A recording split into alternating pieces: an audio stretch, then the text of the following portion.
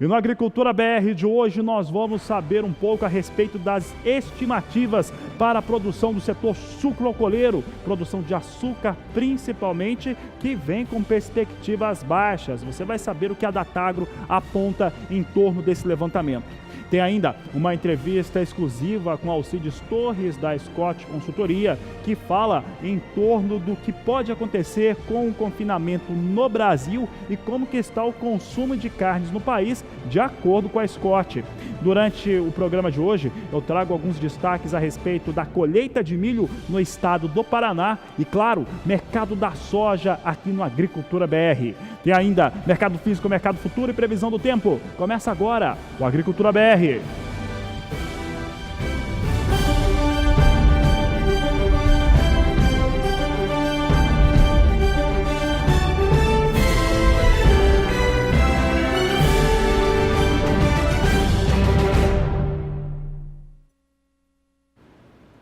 O Global Agribusiness Forum encerrou nesta última terça-feira um evento que é bianual e que reúne as maiores autoridades do agronegócio do Brasil e também do mundo em 2 dias, discutindo temas importantes para o desenvolvimento do setor e tentando trazer também, é claro, perspectivas daquilo que pode acontecer nos próximos anos. Você vai acompanhar agora uma entrevista que o Walter Pulga Júnior fez com Plínio Nastari, ele que é um dos presidentes da Datagro, realizadora também desse grande evento.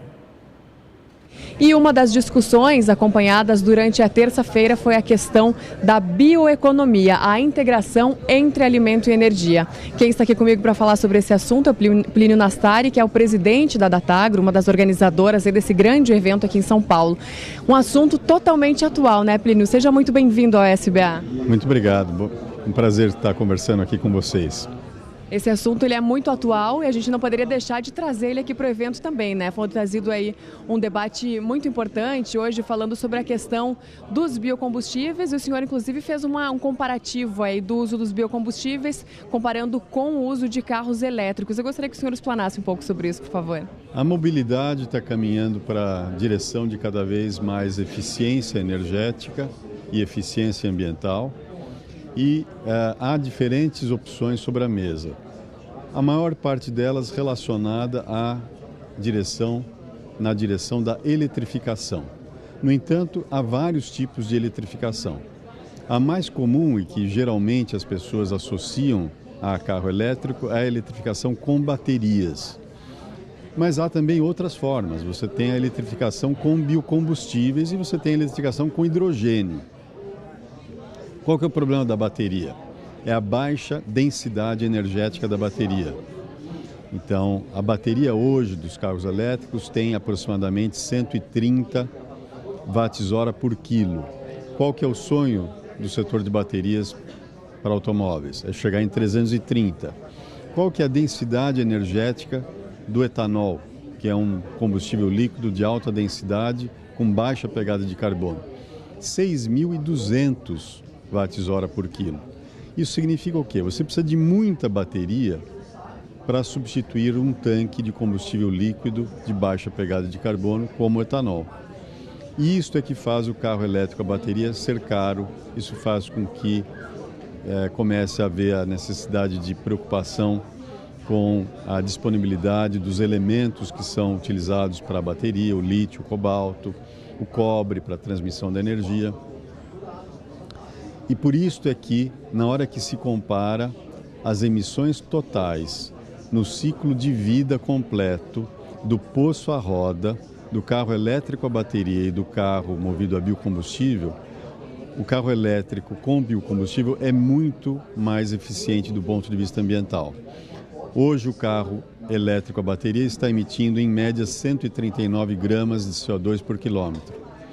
O carro movido a biocombustível elétrico está emitindo entre 23 e 11 no caso da célula combustível.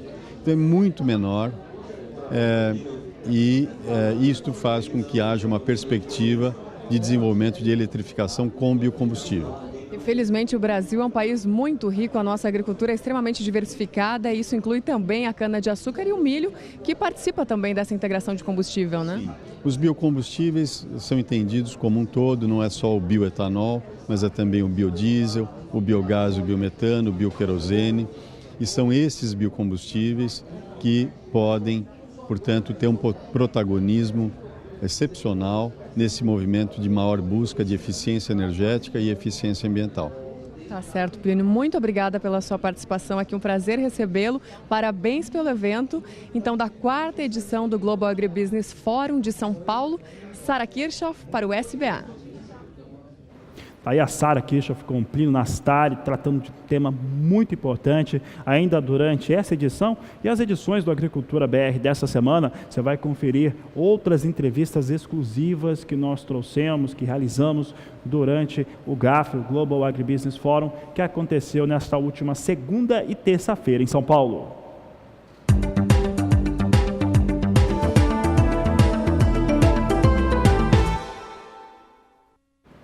A semana tem sido marcada por alguma recuperação para os valores da soja na Bolsa de Chicago e recuo do dólar aqui no Brasil, pelo menos nos 2 primeiros dias. Vamos saber como é que os valores têm reagido para a soja nos portos brasileiros e alguns portos de referência. Você confere conosco agora Porto de Santos e Porto de Paranaguá, apuração da Grãos Corretora, apontando para a queda, um reflexo direto do dólar mais baixo. Santos a R$ 87,50 a saca de 60 quilos, Paranaguá com valor em R$ 87,00 a saca, de acordo com a Grãos.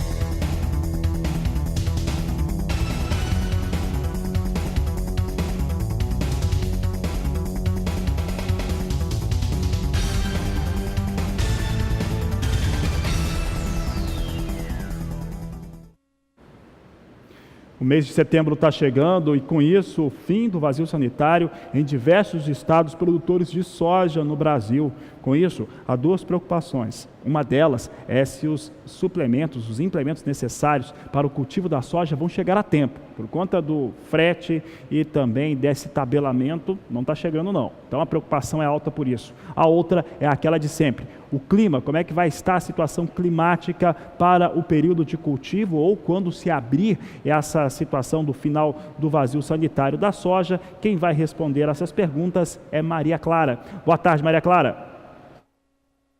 As áreas de instabilidade não têm força para alcançar o centro-oeste do Brasil no decorrer dos próximos meses. Por isso, as frentes frias ficam presas aqui na região sul do Brasil por causa de um bloqueio atmosférico que impede o avanço destes sistemas para o interior do Brasil. E como eu falei, não tem chuva e os índices de água disponível no solo estão bem baixos nas áreas produtoras de soja, principalmente no estado do Mato Grosso, com índices entre 0 e 10% apenas de água disponível no solo. E a expectativa é de tempo bastante seco ao longo dos próximos períodos. Entre os dias 26 e 30, nada de chuva em nenhuma área do centro-oeste do país. E essa condição deve predominar também entre os dias 31 e o dia 4 do mês de agosto. A chuva até avança aqui um pouquinho para o interior do Mato Grosso do Sul, mas não deve acumular mais do que 5 milímetros. E até o final do mês de setembro, não tem expectativa de chuva. E o vazio sanitário da soja, que encerra no dia 15 do mês de setembro, vai encerrar com tempo seco. Até temos uma previsão de chuva em pontos mais isolados dentro do decorrer do mês de agosto, mas essa chuva não é suficiente para recuperar o déficit hídrico do estado do Mato Grosso. Então, o ideal seria esperar até pelo menos o final do mês de setembro para iniciar o plantio no estado do Mato Grosso e também acompanhar as próximas previsões.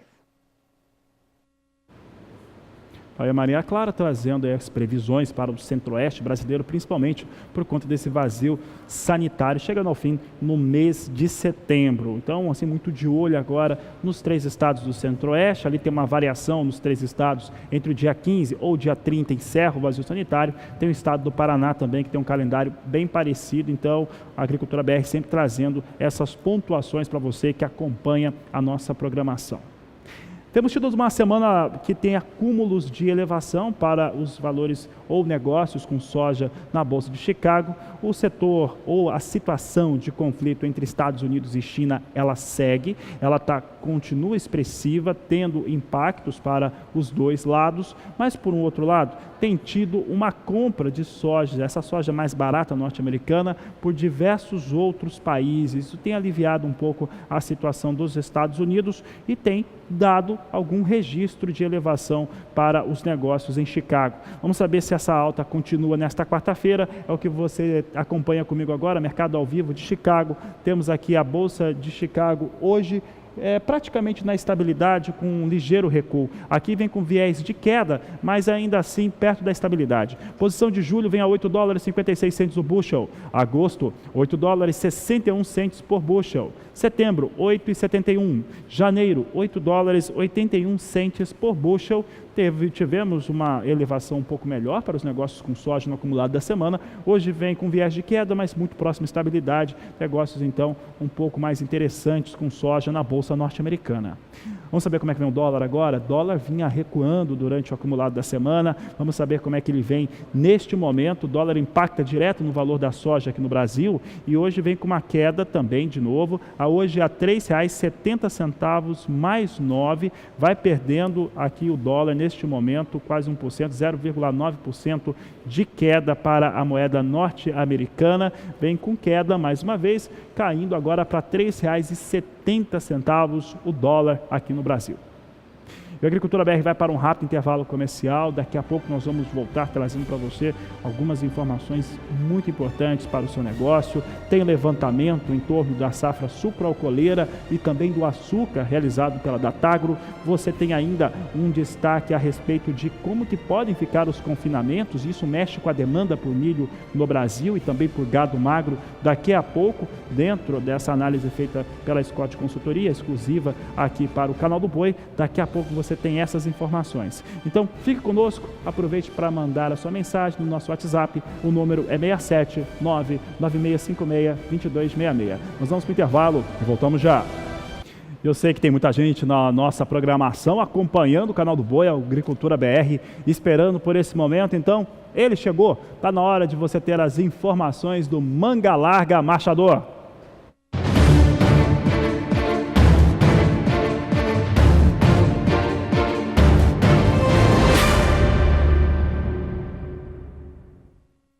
É a 37ª Exposição Nacional do Manga Larga Marchador, esse cavalo que é para o lazer, é para o trabalho principalmente, também para esportividades, tem muitas funções esse animal que cada vez mais está ganhando o Brasil e ganha ajuda também pelo SBA, pelo Canal do Boi, tem ganhado também a condição e a atenção de gente que ainda não o conhecia em detalhes. E através das reportagens, das entradas desse rapaz que vai participar conosco agora, do Daniel de Paula, que já está aqui conosco, o pessoal tem conhecido cada vez mais o Manga Larga e se encantado, Daniel de Paula, que eu acho que é a principal questão. Muita gente se encantando com o Manga Larga Manchador por conta dessa cobertura especial do SBA, do Canal do Boi e também de toda essa situação, essa festa, esse profissionalismo que estamos tendo aí em Belo Horizonte. Boa tarde, Daniel de Paula. Seja bem-vindo.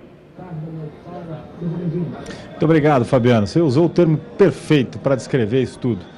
O encantamento das pessoas, aqueles que já são apaixonados e vivem o cavalo Manga Larga Marchador há muitos anos, ou aqueles que, como eu, conheceu agora esse universo que realmente é encantador em todos os sentidos, pelo que a gente vê na pista, pelo comportamento deles, pelo movimento, pela seriedade, a lisura, né? Apesar do rigor dos critérios de julgamento, mas principalmente pelo relacionamento, por tudo que ele pode gerar de negócios em função desse relacionamento. Eu não conheço ninguém aqui que seja tão inimigo. Claro, divergências existem em todas as partes, dentro de casa a gente tem divergência, ainda mais com o cunhado, mas dentro de casa a gente tem problemas. Agora aqui você não vê ninguém carrancudo, você não vê ninguém que perde um campeonato, sair daqui chutando o chão, batendo bota no chão, e é uma coisa extraordinário que a gente está vivendo aqui e para nós é um privilégio mostrar isso desde o dia 16 e vamos assim até o dia 28. Está acontecendo ainda a marcha picada, julgamento de morfologia bem na sua tela e também a marcha, o campeonato de marcha também em curso, olha lá, vai passar os cavalos todos montados ali atrás, ó, vem os peões e tem árbitros também montando cada um dos animais porque eles precisam compor as notas deles. Mas eu tenho aprendido muito com o Manga Larga Marchador ou dentro deste universo com professores do tipo desse que está aqui do meu lado. Ó. Eu tenho a honra de fazer parte desse time aqui dentro da Nacional de apresentação do No Trilho da Marcha, que é um programa criado pela emissora Net Marchador, que é da internet, criado por ele, Jean Franco, e também pelo Dr. Fernando, que está aqui com a gente todos os dias e emprestam esse conhecimento para o programa e para nossas participações. Eu trouxe o Jean aqui, que apesar de estar menos rústico do que os animais, porque já perdeu a voz de tanto que está trabalhando, né, Jean? Mas ainda dá para a gente escutar dele a importância, porque são cavalos atletas, apesar de estar na morfologia, etc., andam uma barbaridade e competem uma barbaridade, é uma competição. Acho que ele talvez sinta a adrenalina de quem está montando ou de quem está aqui de fora. E você tem um trabalho muito sério, porque sábado já tem grande campeonato. A recuperação física, que na exemplo do que eu via no futebol, é tão importante quanto a preparação física. Isso existe também no cavalo, né, Jean? Bom, boa tarde, prazer em tê-lo aqui.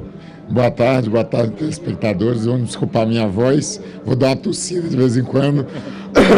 Mas, Fabiano, o Daniel já está especialista no machador. Faltam 100 anos para aprender alguma coisa. O que acontece é o seguinte, na verdade, a gente tem uma competição muito sui generis no machador. Porque todas as provas de esporte, que a maioria delas, tirando o enduro, né? São provas rápidas, né? E é muito desgastante, de muita intensidade, mais rápida. Uma explosão, né? A nossa é uma prova de movimento repetitivo, muito semelhante à marcha atlética da Olimpíada, dos seres humanos. E isso causa um desgaste muito grande para os animais. Então, e os animais chegam aqui num nível de competição muito forte. E tem uma junção que é muito difícil de você equalizar ela. Porque a gente precisa participar de um concurso de Miss, onde o animal tem que estar bonito. Perfeito, né? E, ao mesmo tempo, correr uma meia maratona. O mesmo ser, vamos dizer assim, o mesmo cavalo, para as pessoas que estão aí poderem entender. E aí, quando eles entram, eles se desgastam muito. E a gente tem um tempo muito, teoricamente, curto, principalmente nas fêmeas, para o grande campeonato, que é o fechamento da exposição. Então, esse exercício, esse fato faz com que a gente trabalhe muito fortemente, perca a voz, vire noite, né? Fazendo os processos fisioterápicos que hoje já estão muito atuantes aqui, para que o cavalo se recupere a musculatura e possa voltar na melhor forma possível para mostrar todo o potencial no sábado. Até porque você falou de morfologia, o concurso da Miss, né, no caso das fêmeas, ou do Mister, né? Olha aí, eu estava fazendo toda a apresentação, tem que estar o aprumo perfeito, a cabeça. Mas ela sai daí nessa apresentação e vai para a marcha. Aí já sela. E Belo Horizonte tem essa magia que existe aqui, mas tem um problema muito sério. Belo Horizonte é alto, né? Então os animais que vêm do nível do mar sofrem um pouco até se adaptarem. E principalmente, Belo Horizonte tem um clima muito seco, principalmente agora nessa época, né? no inverno. E aí a troca do cavalo fica muito prejudicada, a troca de temperatura. E aí o desgaste é maior ainda. E aí, depois de tudo isso, as fêmeas têm um tempo menor de recuperação, porque elas vêm depois dos machos, né? Ao contrário, por exemplo, dos bovinos, que se julgam sempre os campeonatos de fêmeas depois os de machos, a exceção do gir, né? Que tem a manchete do leite, primeiro os machos, depois as damas. Mas aqui é assim. E essa fisioterapia, aí para chegar no grande campeonato o tempo é menor. E eles já tiveram que se adaptar a um novo ambiente, um novo clima, um novo solo, gente, música. E ainda tem que competir no sábado, passar pelos mesmos processos. Como é que é feita essa fisioterapia? A doutora Ana Bauer esteve aqui com a gente, já contou um pouco sobre isso, mas na recuperação de lesões. Agora, essa recuperação física tem algum ingrediente, tem algum processo, algum exercício que é feito específico para poder deixá-los em condições? Não, são várias coisas. A crioterapia, que é o gelo, a gente usa massagem, igual atleta. Os cavalos Os cavalos antes de entrar aqui passam por gelo, passam por massagem, exercício de alongamento, reidratação, porque um cavalo bebe aí de 30 a 40 litros de água dia, né? Mais ou menos. Eles não conseguem consumir isso aqui, porque a água vem com cloro, tem muitos que não se adaptam, ficam estressados e tal. Então a gente faz uma reidratação, tem ultrassom, tem eletrodos de magnete, tem tenser. Por isso você fica a noite inteira trabalhando. Tem uma porrada de coisa que a gente, desculpa o termo, que a gente faz para que os animais possam se recuperar, botar as enzimas todas no lugar, recuperar toda a musculatura e possa se desenvolver da melhor forma possível no sábado, no grande campeonato. E tem alguns animais que sentem lesões, né? Depois da prova. Até porque viajaram para chegar aqui, dependendo de onde vier, do Pará, do Rio Grande do Sul, é uma distância muito grande. Olha bem, acabou de ser uma égua que eu estou olhando aqui, 4º lugar, ela veio de Pernambuco, são 2.600 e poucos quilômetros. Quem tem a oportunidade de ver quando um animal viaja e desce do caminhão... Nós somos assim, de um avião, imagine ele dentro do caminhão. Exatamente, eles descem todos travados, eles demoram aí de 4 a 5 dias para começar a voltar ao normal, ao movimento perfeito. E aí, a gente sabe, está comprovado que 70% mais ou menos das lesões de cavalo atleta são causadas pelo caminhão. E 70%? Isso, mais ou menos. E então, isso na Europa, que é onde se mede isso. As estradas boas, né? Estrada, caminhão acolchoado. Aqui, a gente é mais tupiniquim. Então, já viu, né? É mais suado. Rapaz, você vê quantos detalhes não fazem uma diferença muito grande. E aí o cavalo tem que chegar perfeito no sábado pro grande campeonato. Primeiro que ele passou pelo campeonato. Para ganhar aqui, ele tem que ter ganho já em uma etapa das mais de 330 que tem no ano hípico do cavalo Mangaraga Machador, em qualquer praça, dos 78 núcleos. Aí chega aqui como campeão, tem que confirmar essa bondade toda na pista e aí classificar para o grande campeonato e passar pelos mesmos processos. E o detalhe, para a gente encerrar já, é que no regulamento não tem essa consideração que os árbitros levam de todo esse processo que você está falando, né? Nem do trabalho seu, de seus colegas que estão aqui fazendo essa função, né? Não, o julgamento é momento, né? Então quem tiver, teoricamente, no melhor momento vai ganhar. E independente do que se foi feito ou se passou ao longo da semana ou dos dias. O árbitro tem, deve e julgam o momento. Então ali é o momento que vai mandar. E a raça é o mais importante. Já tive aqui com alguns árbitros que participam desta nacional e técnicos que já julgaram. E é impressionante a importância que eles dão. Não para papel, não para o símbolo, a tatuagem, não para o peão, não para amizades ou relacionamentos, ou principalmente os comerciais. É impressionante a transparência e a necessidade que eles têm, né, imperiosa de achar a caracterização racial, falando de morfologia e também de marcha, porque se marchar diferente do que tem que ser, não entra. Olha lá, está fazendo uma prova de maniabilidade, por exemplo, que conta ou por desempate ou é uma competição também. Vai passar por tambor, vai passar por baliza, né? Aí depois vai apiar, o cavalo tem que comportar perfeitamente. Agora pensa num ambiente completamente estranho, ó, tá na baliza. Depois faz o tambor, quer dizer, vai com a velocidade, vem para marcha, vem para o trote. É tudo muito... olha aí, já começou a aumentar a velocidade. Comenta para nós, Jean, porque agora ele já está contando ponto, tudo isso. Essa prova é a prova de maniabilidade do julgamento de marcha e de morfologia. Ele sai, né, faz todas as figuras, uma maniabilidade, um salto, fez o tambor, agora ele faz um alto para... A parada dele desce? Isso, desce do animal. Não pode se mexer, né? Não pode se mexer, dá um passo para trás, volta.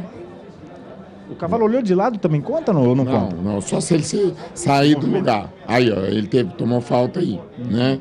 Porque ele saiu do lugar e se movimentou. Agora ele faz o cumprimento ao árbitro, dá o passo para frente, ladeia, olha lá, ó, perdeu ponto, houve reação, tá vendo? Agora ele vai fazer um recuo, aí tá tomando falta lá, ó, porque o cavalo não pode reagir.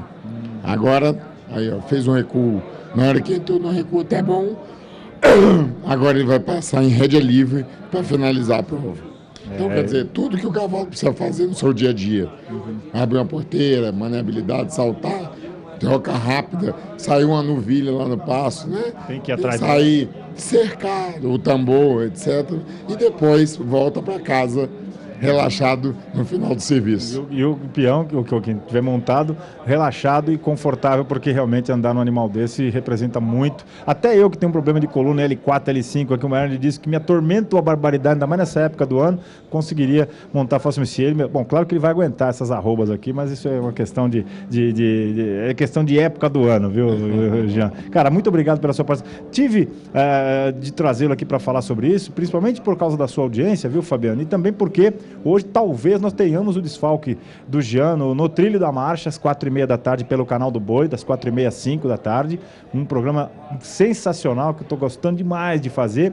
E das 8 às 9, no canal netmarchador.com.br, ele volta durante 1 hora falando muito sobre o cavalo manga larga marchador, questões técnicas, vem polêmica, vem descontração, como eles, a figura do Jean é assim, do Fernando também, mas a gente tem que garantir um pedacinho do Jean nesse dia, nessa quarta-feira, porque talvez ele não consiga por causa da voz e desses compromissos todos. Nesse caso, você está liberado. A doutora Renata Marques já liberou, já te deu atestado, tá bom? Se me deu atestado, tá bom.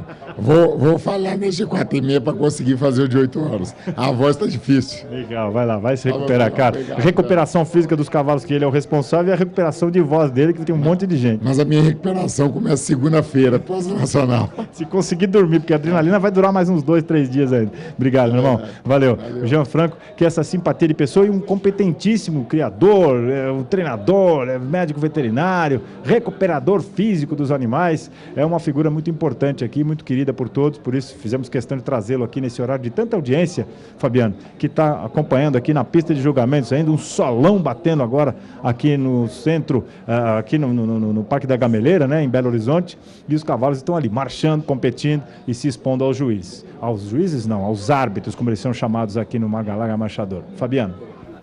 Tá certo, Daniel. Daniel, um esforço pessoal, um amor de cada um, e essas individualidades, quando juntas, né, faz esse trabalho belíssimo que é o Manga Larga Marchador, que está sendo apresentado em Belo Horizonte e para todo o Brasil, através do Canal do Boi, do Sistema Brasileiro do Agronegócio. Obrigado por mais essa participação, meu amigo. À tarde, na 3ª edição do Agricultura BR, nós nos vemos por aqui para trazer mais destaque dessa grande raça e essa festa enorme, uma festa profissional que você está acompanhando ao vivo, direto de Belo Horizonte, nesse grande evento nacional do Manga Larga Marchador.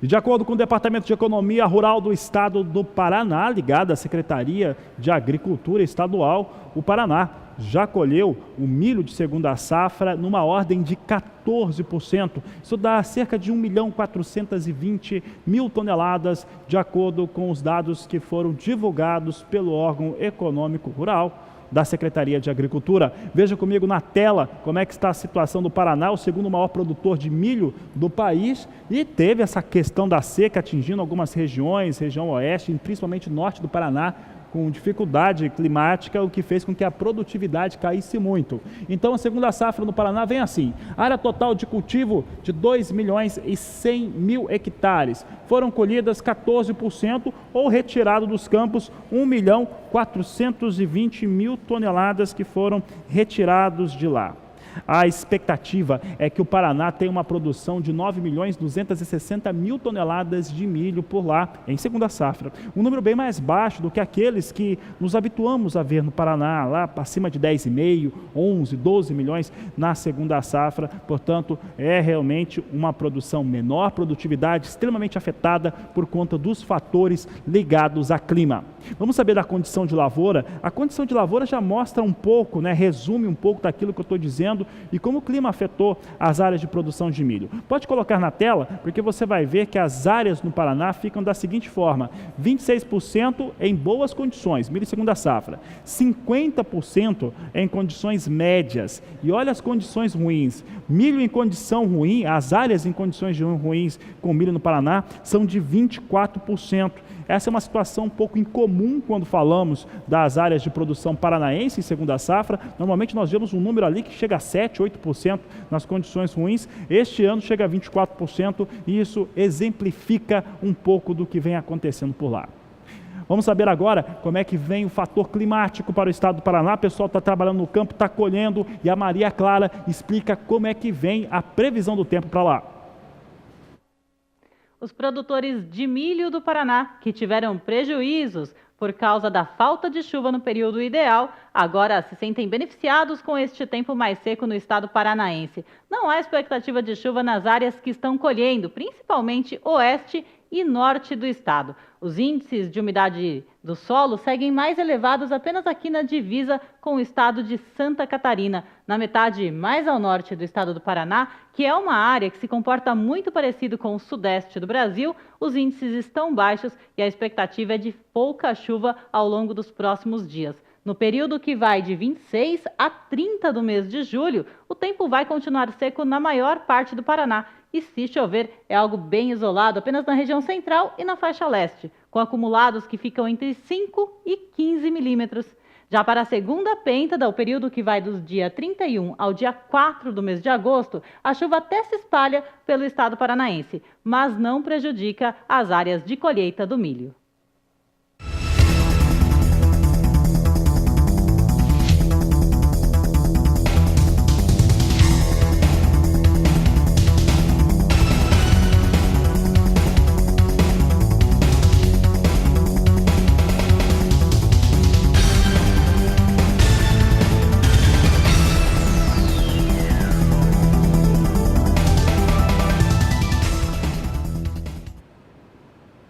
E durante a edição do Global Agribusiness Forum, Walter Pulga Jr. conversou com muita gente importante, entre eles Cesário Ramalho, que já foi presidente da Sociedade Rural Brasileira e agora está na Abramilho.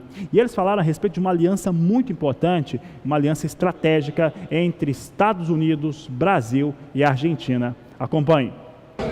O ex-presidente da Sociedade Rural Brasileira, Cesário Ramalho, que agora é vice-presidente da Abramilho, assumiu a MySol agora, presidente de uma entidade, de uma aliança de 3 países, Brasil, Argentina e Estados Unidos, que representa produtores de milho.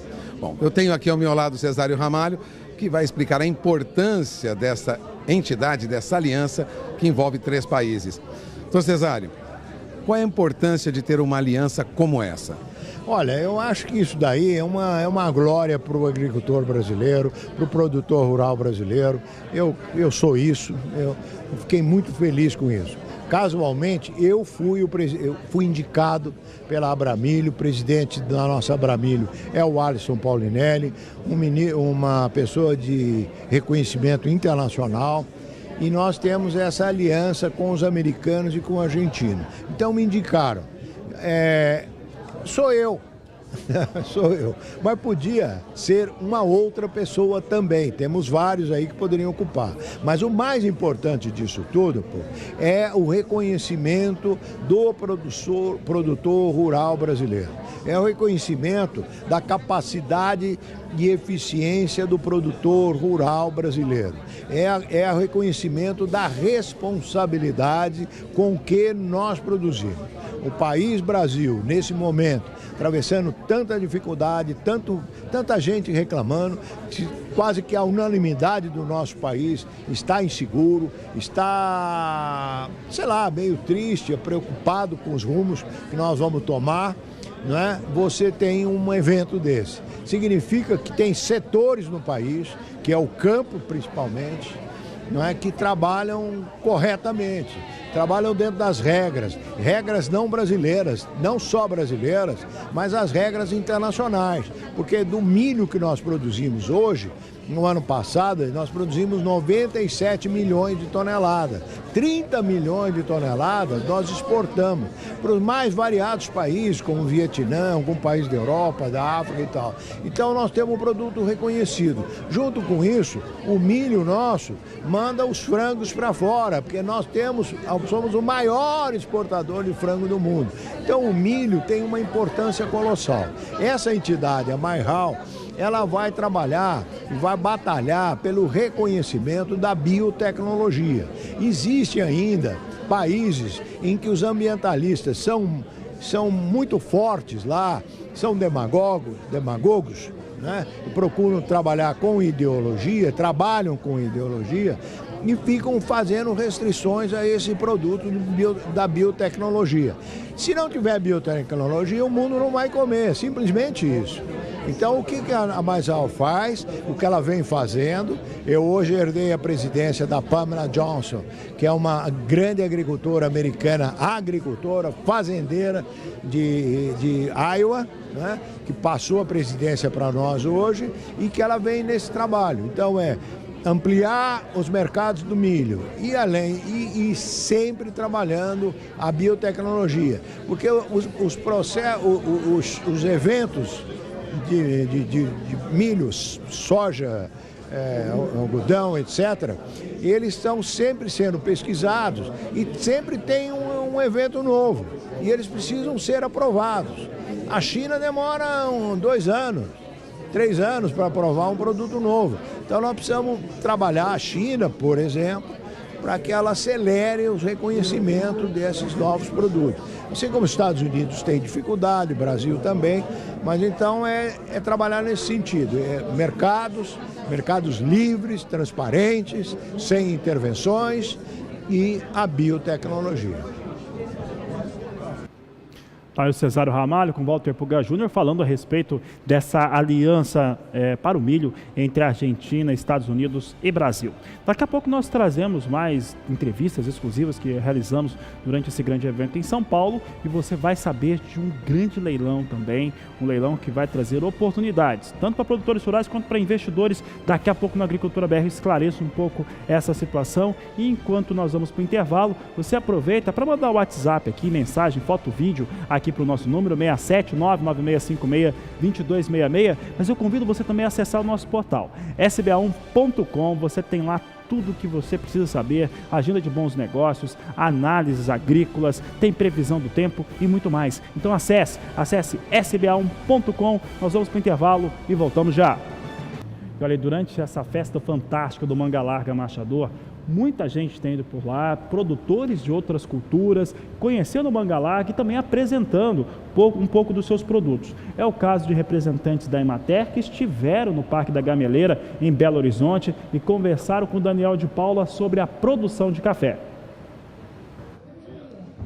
No estande onde mais se faz parcerias aqui dentro da Nacional do Manga Larga Marchador, o estande do SBA com a Mota e Etchepare aqui no Parque da Gameleira, recebemos a visita da Emater, representada aqui pelo seu diretor administrativo financeiro, o Leonardo Calil, e também pela sua gerente de comunicação, a responsável por toda a área de comunicação da Emater de Minas Gerais, a Aline Luiz, que está aqui com a gente. E nós que sabemos que isso aqui não é um estado, mas sim um país, e nós estamos dentro da capital nacional das Minas Gerais, que é Belo Horizonte, essas autoridades aqui em produção, né, desse estado maravilhoso, mais de 850 cidades, estão aqui os dois para a gente abordar um pouco sobre esse assunto que movimenta tanto a economia do Brasil, não apenas do estado de Minas Gerais. Leonardo, em primeiro lugar, muito bom tê-lo aqui. Eu acho que Minas Gerais representa, com toda a sua imponência, a sua capacidade profissional de produção, a sua veia rural, boa parte do que o Brasil veste, do que o Brasil dirige, do que o Brasil come, né, se alimenta e do que o Brasil produz, né, Leonardo? Isso aqui não é só um estado, é quase um país, né?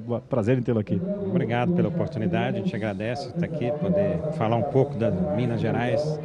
Minas é um país é um estado muito diversificado, né? Questão social, produtiva, cultural, e isso é muito representado na nossa produção. Então nós temos queijos, né, artesanais de Minas, que é reconhecido, né, no Brasil já ganhou prêmios no mundo, temos café de altíssima qualidade, né, temos uma produção voltada para a questão mais das limitações lá do norte, limitações, né, do semiárido. Então, assim, realmente um estado que, além de ter uma agricultura também moderna, produção de álcool, né, açúcar, derivados, também de alta tecnologia, soja. Mas, assim, o que identifica muito com a nossa identidade é o agricultor familiar, esse, né, que a Emater trabalha junto com ele e que é responsável por colocar o alimento mesmo na mesa da população, nossas hortaliças, frutas, o alimento de qualidade. é esse público que a Emater atende, né, com muito orgulho aí, ao longo dos seus 70 anos aí, que ela vem trabalhando junto com esses agricultores. O mais legal, né, Aline, é que ele falou da diversidade de produção, mas também porque vocês têm várias aptidões aqui em função da diversidade de clima. Você tem o sul de Minas, que é uma parte do estado totalmente diferente do norte, do Vale de Jequitinhonha, norte de Minas, Janaúba, Jaíba, lá para cima, de Montes Claros, tudo é norte. Para cima do Pirapora, tudo é norte de Minas, né? E é impressionante como as pessoas se agarram em união, porque ele falou de pequenos produtores, mais de 80% do estado é de pequenos produtores, então é muita coisa que tem que ser observada e todo mundo dependendo dessas tecnologias que vocês difundem junto com a comunicação da qual você faz parte, né? Exato. A gente fala que extensão é também comunicação, né? Então, a gente tem intento de levar essa informação para que o produtor possa cada vez mais se profissionalizar, né? Porque ele cuida dentro da porteira, mas tem que pensar para fora da porteira também, na organização, nas cooperativas, no associativismo, na forma de comercializar, em apresentar o produto, e isso tem crescido dentro do estado. Cada vez mais o produtor tem se profissionalizado e apresentado um produto com qualidade que atende essa demanda, que é um produto que tem identidade, que tem origem, que ele saiba quem produziu, e isso o pequeno produtor tem aptidão de entregar, né, produzir com sustentabilidade, dentro de parâmetros agroecológicos, orgânicos e com uma cara, né, daquele produtor, né? Por exemplo, no caso do queijo, a gente teve queijo que ganhou concurso na França, por exemplo, né, categoria super ouro. O consumidor gosta de saber quem é aquele produtor, né, como ele faz aquele queijo. E o produtor mineiro tem se qualificado e tem buscado atender essa demanda. A Emater pensa nisso, Leonardo, com muita seriedade, proporcionando capacitação para as pessoas, não só os pequenos produtores, mas aqueles colaboradores de grandes propriedades, seja da pecuária, seja da agricultura, né, de qualquer tipo de produção, porque sem a capacitação, que ela está falando que é a informação, que está ligada à comunicação, sem isso não é possível você render mais o seu abacaxi, o seu morango, o seu leite, tirar mais da cachaça, que também já ganhou prêmios internacionais aí, que é famosíssima aqui em Minas. Capacitação é tudo. Então, grandes programas que a gente tem, igual a certificação do café também, né, o maior programa mundial de certificação. Tudo isso depende de ter conhecimento. E para levar o conhecimento, a gente tem as estratégias, porque o nosso negócio é assistência técnica e extensão rural. Então, na extensão rural, a gente tem as tecnologias, dias de campo, capacitação, uma série aí de estratégias, né, e métodos, né, que a gente leva ao conhecimento. Assim, a organização rural, a gente trabalha muito, né, com cooperativas, associações. Isso a empresa tem um know-how, né, histórico, né? Desde quando ela nasceu, ela vem desenvolvendo essa tecnologia. Por isso que a gente consegue, né, os resultados. Mas realmente a capacitação é uma das principais estratégias, né, de levar o conhecimento, sem dúvida. Vocês têm uma equipe técnica fantástica que pode percorrer o estado todo e dar essa segurança, né? Nós temos assim, o extensionista lá na ponta, ele é muito eclético, né, que ele tem que lidar com todas as... É realmente uma profissão gratificante, mas ele é eclético. Mas ele tem todo um suporte da empresa nas unidades regionais e na unidade central, onde tem os especialistas, né, que desenvolvem as matérias que levam e pesquisam, né, as novas tecnologias para levar para o agricultor. E o agricultor familiar tem conseguido multiplicar sua produtividade, sua eficiência também, assim como a agricultura empresarial, né? Então a gente está cumprindo muito o papel aí de apoiar o agricultor, que é o nosso negócio. E aí abrangendo cada vez mais gente com a comunicação midiática que vocês têm usado muito bem. Aliás, nesse que eu comecei falando aqui nesse boletim, que é o stand das parcerias, né? E o SBA tem a parceria no seu DNA, junto com a Moata Etchepare, que está aqui nos acolhendo no Parque da Gameleira durante esta nacional do Manga Larga Machador. A gente está costurando já uma programação de conteúdo que visa levar cada vez mais informação a cada vez mais gente, informação balizada como a que eles produzem lá na Emater, e logo logo a gente vai ter, nos moldes aí do que a gente já tem com outras grandes instituições, uma prestação de serviço que está para nascer aí, para a gente poder calcar mais essa preocupação junto ao produtor rural, né, Aline? Queria que você falasse um pouquinho, porque isso muito nos honra e eu imagino que vai ser uma via de mão dupla aqui, aliás, uma via de mão tripla, nós e também o produtor rural. Com certeza. A gente tem um trabalho de percorrer todo o estado e registrar as histórias, registrar as conquistas que os produtores conseguem a partir desse auxílio também de assistência técnica, né, tecnologia, melhoria de gestão, de transições agroecológicas, né? Às vezes ele produz um parâmetro tradicional e passa a produzir de forma orgânica. A gente conta essas histórias, né? Da certificação, dos queijos, o modo de preparo, como se faz, o manejo. E contando essas histórias, a gente acaba mostrando para outros como fazer da melhor forma, a questão da gestão, a questão tecnológica, a questão do manejo, tudo isso nas histórias a gente mostra como exemplo, e é isso que a gente quer costurar nessa parceria, de amplificar, né, para que esses exemplos de Minas possam ir para o país inteiro.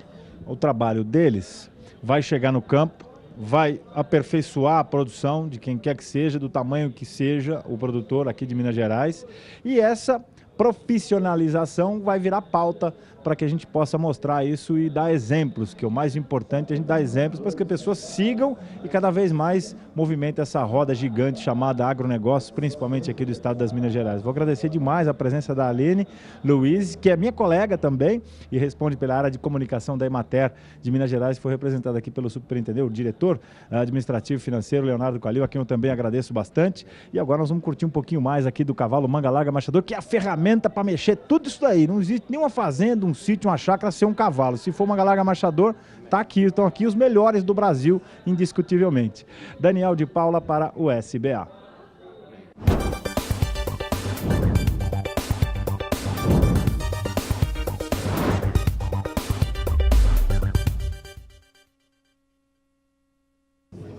E o mercado do boi vem sendo afetado por vários fatores que fazem com que o valor da arroba tenha tido uma queda nos últimos meses. Isso mexeu com a intenção do produtor rural, do pecuarista, em confinar. Para falar sobre estes e outros assuntos, eu converso agora com Alcides Torres, da Scott Consultoria. Alcides, um prazer falar contigo. Nós temos visto um movimento da arroba do boi ceder um pouco o preço. Isso mexeu com a intenção do pecuarista de confinar, que já tinha ficado naquele primeiro momento de confinamento não cumprindo aquilo que pensou inicialmente. O que nós podemos esperar daqui para frente em relação a esse confinamento, Alcides? Prazer falar contigo. O prazer é todo nosso. Olha, Fabiano, é o seguinte, o primeiro giro do confinamento, o custo de produção ficou muito elevado e é claro que eu estou falando de maneira genérica, mas a quantidade de bovinos confinados foi menor em função aí do custo de produção, praticamente não estava entregando muita coisa para o confinador, tá? Agora a gente está em plena entre safra, então naturalmente você tem uma oferta menor de boiadas e o preço tende a subir, tá? Então a expectativa é essa. O segundo giro, que a gente imaginava que fosse recuperar, porque houve um momento em que ele estava entregando um bom retorno, agora caiu de novo. Então, aquele pecuarista que demorou para entrar no negócio, certamente agora não entra mais. Ou entra com uma margem muito estreita, tá? Então, a expectativa nossa agora ao longo dos próximos meses é de uma oferta reduzida, apesar de ter gado confinado, vai ser uma oferta menor. E a expectativa, então, é de uma pequena reação de preço em função disso. Mas não uma reação exuberante, mesmo porque o maior problema hoje não é tanto relacionado à oferta que já está pequena, e sim ao consumo de carne no mercado interno. Esse consumo de carne no mercado interno brasileiro, você aponta que há uma redução. Os grandes centros, é uma oferta maior de carnes no geral, por exemplo, de aves, de frango, que trouxe essa ocorrência, ou tem outros valores como sociais, que acabam atingindo o emprego da população brasileira e aí o consumo, ou pelo menos a compra de carne, fica menor? Olha, certamente foi o desemprego que afeta, né? As reformas que a gente esperava que esse governo fizesse, ele não conseguiu fazer, por uma série de razões, não é? E você também teve esses acidentes de percurso aí, com suspensão de exportação de carne de frango, de carne de suíno, que afetou, também pressionou o mercado negativamente, sabe? Então, você tem dois fatores ruins aí, que é justamente o desemprego, a recessão, e você tem a concorrência com proteínas alternativas. E isso porque a gente teve Copa do Mundo, que normalmente estimula o consumo de carne, e em anos de eleição, segundo nossos estudos, também tende a fazer com que os preços subam, tá? Então, fazendo um balanço geral, a expectativa nossa é de uma reação moderada de preço até o final do ano. Alcides, fazendo um balanço de 2018, ainda faltando um pouco mais de 4 meses para o encerramento do ano, mas era um ano em que a economia acreditava-se que o PIB brasileiro cresceria em torno de 3%, isso não vai se confirmar, talvez nem na metade. O pessoal que fazia pesquisa dizia que teríamos um confinamento um pouco mais expressivo neste ano, acabou não acontecendo por conta desses fatores que você acabou de explicar. 2018 está sendo um ano neutro ou negativo para a pecuária brasileira, a pecuária de corte, no seu entendimento? Olha, se você fizer uma comparação com 2017, 2018 está melhor. 2017 foi um desastre, né, o ano passado. Então, você tem um cenário favorável, mas não otimista. Tá? Não é o ano da redenção, não. Tá? Então, provavelmente, isso deve acontecer o ano que vem ou 2020. Tá? Então, para esse ano ainda, vamos dizer, para fazer uma análise tradicional, assim, nós estamos num ano de transição. Tá certo, Alcides. Obrigado pela sua participação aqui no Canal do Boi. Muito obrigado e até a próxima. Até a próxima. Eu conversei com Alcides Torres, da Scott Consultoria, falou um pouco a respeito do mercado do boi aqui no Brasil. Olá, Tá certo, essa é uma conversa, uma entrevista que eu tinha feito com Alcides Torres nesta última segunda-feira durante o Global Agribusiness Forum. E nós vamos agora para um rápido intervalo comercial. Você vai acompanhar daqui a pouco conosco mais destaques deste grande evento aqui no Agricultura BR. E agora a Agricultura BR destaca para você o setor sucroalcooleiro.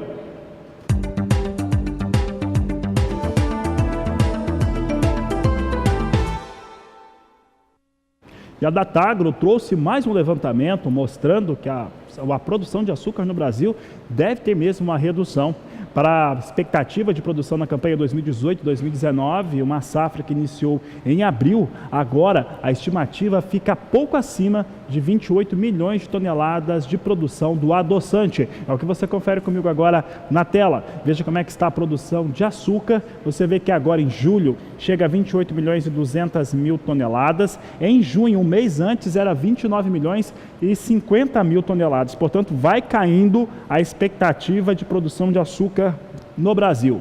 Na campanha 17-18, só para ter um grau comparativo aqui em relação a como cai a produção de açúcar no Brasil, a campanha passada foi de 36 milhões de toneladas. Em paralelo, a Datagro estima agora também 557 milhões de toneladas de moagem de cana-de-açúcar.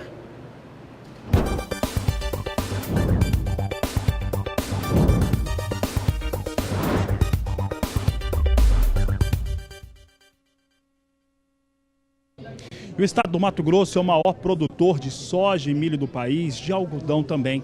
E toda essa produtividade, resultado de campo, tem feito com que outras cadeias produtivas tenham conseguido se beneficiar e crescer por lá também. É o que nós vamos conversar agora com Francisco Medeiros. O Francisco Medeiros é da Peixe BR. Francisco, Mato Grosso tem um resultado de campo sensacional, os produtores têm apresentado uma situação muito boa em relação à sua produtividade de produção, e isso tem feito com que se busque outras alternativas para utilizar esse produto. Peixe, nesse momento, tem muito a ver com milho, a ver com soja, é isso, Francisco? Exatamente, não só o aspecto da produção de grãos, que ela é bastante significativa, de 70% a 75% de um custo da produção do peixe é ração. Ou seja, se eu estou próximo dos ingredientes da ração barato, diretamente eu já começo a ter mais competitividade, que é muito mais fácil eu levar um peixe processado do que estar levando grão para outras partes. Em função disso, por ser um grande produtor, ter outros fatores climáticos extremamente favoráveis e principalmente condições hídricas adequadas, nós temos hoje muitos produtores na área de produção de grãos, migrando também para a produção de soja, produção de peixe e de outras proteínas. Bom, em resumo, nós temos ali um produtor de grãos, que no verão normalmente cultiva soja, no inverno tem o milho como a principal opção e também tendo seus espelhos d'água, as suas áreas de produção de peixe. Esse é o cenário que está sendo desenhado no Mato Grosso hoje? Exatamente, esse é o cenário. Mesmo porque grande parte dessas lâminas d'água já estavam prontas há algum tempo dentro da propriedade. Foram apenas adequadas que para possa ficar dentro da legislação e também dentro dos aspectos sanitários de melhor produtividade. Mas é bem esse o quadro que a gente observa hoje. E observando aqui no Canal do Boi, dentro da nossa área aqui, que falamos muito mais de grãos, nós temos no Mato Grosso hoje um desenvolvimento muito forte também em relação à aplicação das usinas de produção de etanol à base de milho. É um negócio que está acontecendo. O Mato Grosso, eu conversava com o França Júnior da Datagro mais cedo, ele me explicava que o Mato Grosso é o estado para fazer isso mesmo, é o mais adequado para se produzir etanol à base de milho. E o etanol à base de milho, ele traz um subproduto também, que é aquele resíduo, aquela espécie de torta que sobra do milho, é isso? Exatamente. O resíduo do processo lá de fermentação é um composto extremamente proteico, que vai de 35% até 42% de proteína, que chama-se DDG de milho ou DDG de sorgo, porque pode fazer o etanol também do sorgo. Esse produto também vai nos proporcionar bastante competitividade, porque essa proteína do DDG ela é mais competitiva em termos de preço do que a proteína da soja. E outro fator importante, o nível de aminoácidos, que a gente chama de aminoácidos essenciais, ela tem um melhor balanceamento no DDG de milho do que tem no farelo de soja. Então, esse é mais um fator que vem ajudar ao incremento da piscicultura no estado do Mato Grosso. E aí, especificamente sobre isso, não é só o estado do Mato Grosso. A gente está observando esse movimento em outros estados, como Goiás e Tocantins, que também são grandes produtores de grãos, e que já estão caminhando no sentido de fazer suas plantas de produção de etanol a partir do milho. Então nós teremos no Centro-Oeste um grande núcleo de competitividade de produção de peixes a partir desses ganhos decorrentes da agricultura. Bom, e esse produto, né, esse peixe que está sendo produzido por lá, olha, tem ganho em vários estados do país, o consumo básico é interno mesmo, chega até no estado do Pará, mas com dólar mais alto, e nós que estamos falando multimercado, a gente fala multimercado no Canal do Boi, com dólar mais alto se tornou uma alternativa, mais do que uma alternativa, mas um fator de lucratividade, rentabilidade melhor para quem produz peixe. Exato. Hoje nós já exportamos principalmente filé de tilápia fresco e um pouco de tilápia fresca para o mercado americano. Esse já é um mercado de alguns anos, mas ainda é um mercado tímido. Ele é tímido porque o mercado interno remunera melhor do que a exportação. Mas agora, nesse momento, com esse cenário do dólar, a partir de 3,50, de 3,60, fica muito mais atrativa a exportação. Então, nesse momento, as empresas estão começando a aumentar os seus volumes de exportação.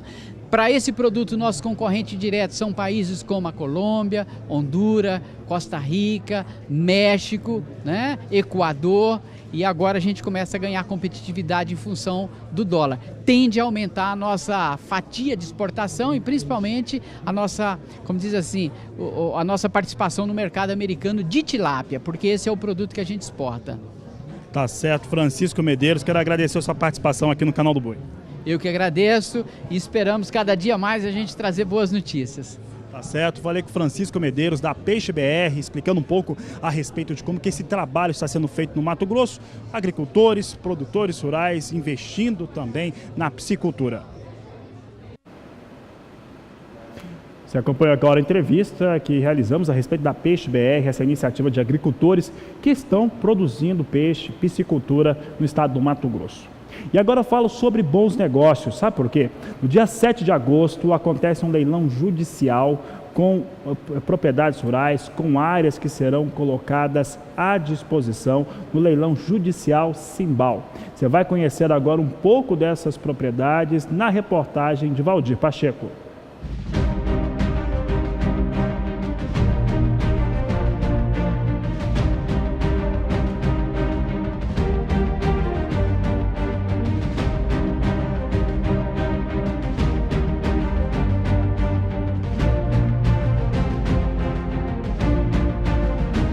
O município de Sonora está localizado no extremo norte do estado de Mato Grosso do Sul, distante em média 360 quilômetros da capital Campo Grande.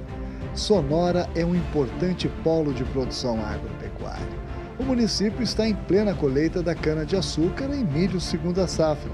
É exatamente nesta região produtora no município de Sonora que estão localizadas as fazendas Simbal 2 e Simbal 4.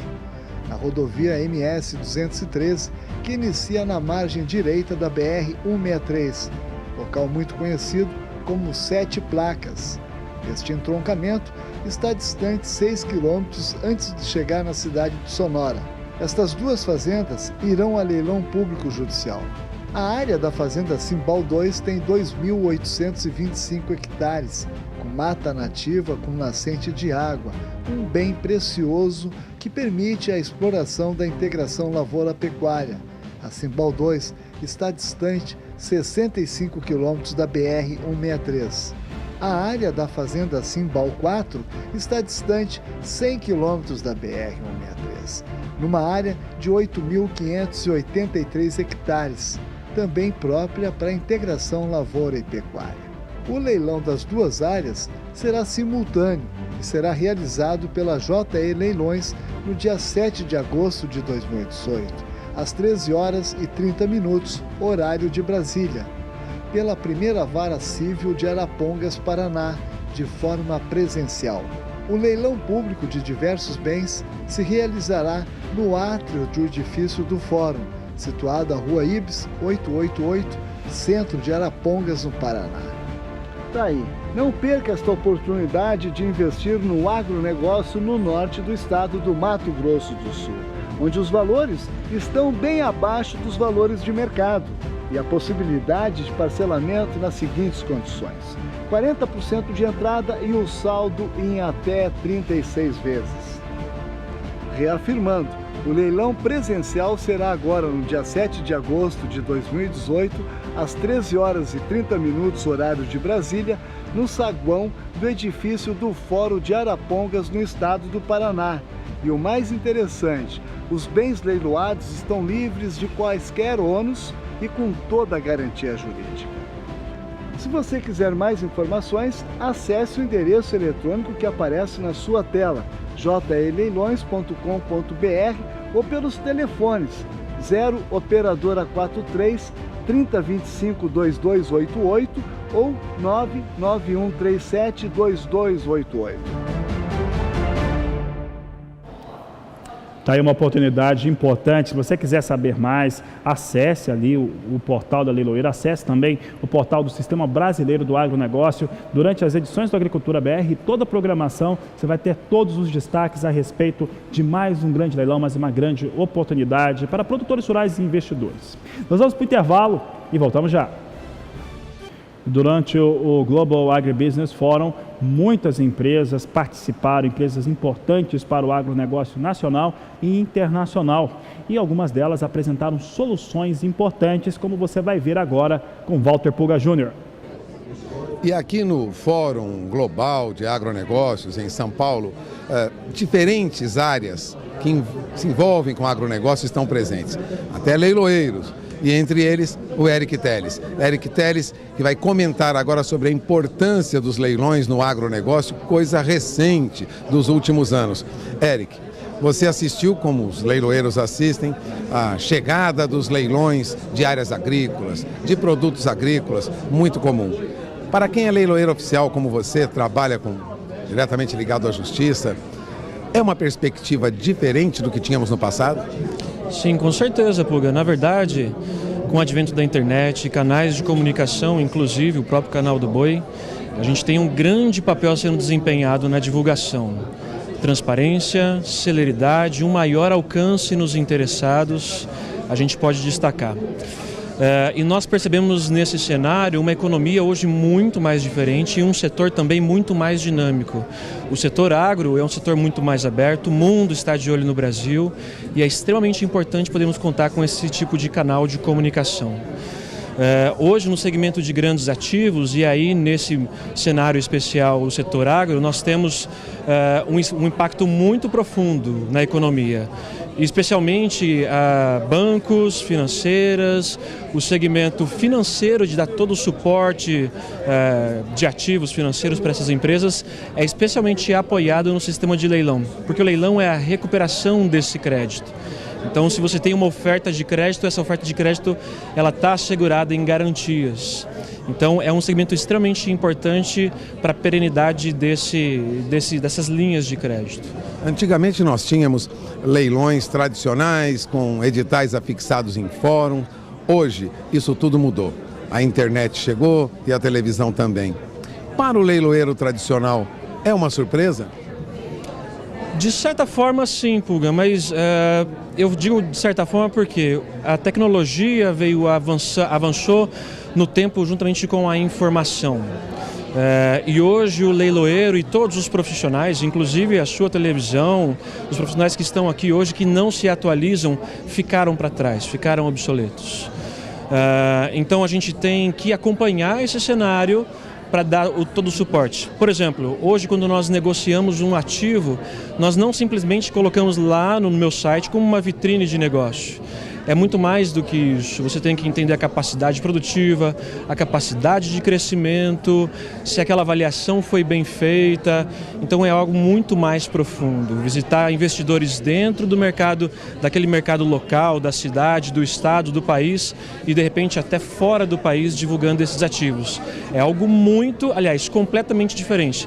O que nós temos ainda de nostálgico é acompanhar todo esse procedimento, estar perto dos nossos clientes, mas lembrando que leilão não existe privilégio. O único privilégio que existe dentro do leilão é estar aqui com vocês, acompanhando esse evento que está muito bem feito. Para a gente é realmente muito satisfatório. Bom, você acaba de ouvir o Eric Teles. O Eric Teles é um leiloeiro oficial, está acompanhando aí, é um jovem leiloeiro, está acompanhando a evolução, chegada da tecnologia nos leilões. Coisa que antigamente era bem diferente, como nós lembrávamos agora há pouco. Passamos o recado, Eric? Com certeza, com certeza. Querendo conhecer os nossos ativos, entra lá www.astavip.com.br. Nós possuímos 47 unidades em todo o Brasil, estamos presentes em todos os lugares e trabalhando especialmente no setor agro com grandes ativos, desde a parte de bioenergia, áreas para pecuária, agricultura. Entra lá, conheça os nossos ativos, vai ser um prazer receber todos vocês lá no nosso escritório também. Agradeço a entrevista do Eric Teles, que está conosco. Voltamos ao programa. Está aí sempre grandes oportunidades de negócios. E com essa informação do meu amigo Walter Pulga, encerramos essa edição do Agricultura BR. Voltamos logo mais às 17h20, com muito mais informação, muito mais notícias para você, porque você já sabe, este é o Agricultura BR, a inteligência e a transparência do agronegócio, sempre com você. A todos uma ótima tarde e até mais.